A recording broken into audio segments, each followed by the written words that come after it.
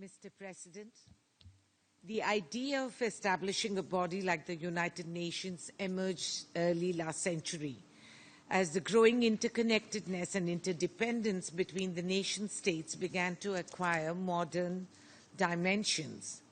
Peaceful coexistence demanded that national actions be governed by laws framed by the nation-states collectively in different areas of human activity. While civilizations, both neighboring and beyond, have engaged each other through explorers, traders, missionaries, and sometimes soldiers, since millennia, globalization in a more modern sense commenced with the era of colonization and industrial revolution. This phase began linking distant continents through the requirements of a competitive industrial economy, the rush to secure raw materials, cheap labors, and markets. This race led to the subjugation of entire peoples and distortion of economies and social structures. With the advancement of transport and communication technologies, it started becoming necessary to harmonize technical aspects such as postal services, shipping, telecommunication, aviation, issues relating to customs and trade, or even norms about conduct during warfare.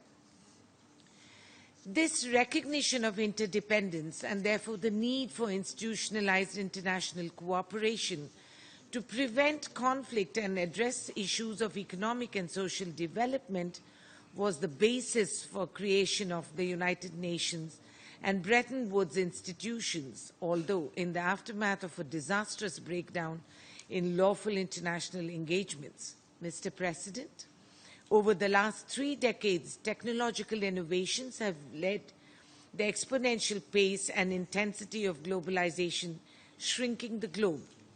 Mobility of capital goods, services, technology, and people is leading to much closer interdependence. The uneven impacts of ongoing revolution of digital technologies, automation, and artificial intelligence on different professions and economic models, and consequently the balance of political power are still being understood.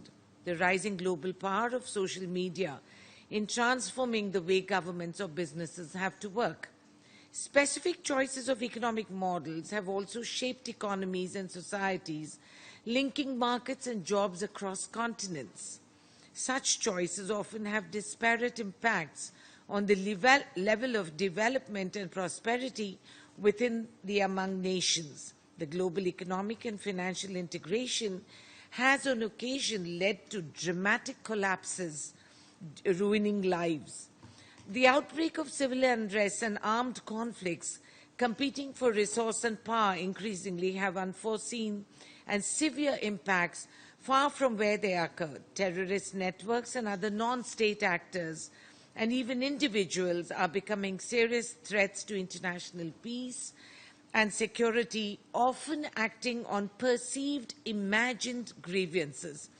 Their funding, recruitment, propaganda, and targets go far beyond national borders. Advances in science have also improved our understanding of impacts of human activities on our habitat through increasing pollution and on a planetary scale through ozone depletion or global warming on ocean acidification. Disease knows no geography, and the world has suffered the difficult and unpredictable challenges from the spread of pandemics and new disease rapidly that claim lives across borders and regions. Other emerging areas such as cybersecurity, global geospatial information management systems that involve different kinds of actors and have cross-cutting impacts require close consultation on their governances. Mr. President, globalization has improved lives through technological advancement and economic growth over the past few decades. However, more, not less collaborative and effective multilateralism is needed for managing the opportunities and challenges that we face collectively. Mr. President, India continues to play its part in strengthening these multilateral successes on addressing climate change and meeting sustainable development challenges. At a broader level, an effective global governance must be more representative and therefore fair and legitimate. Thank you very much.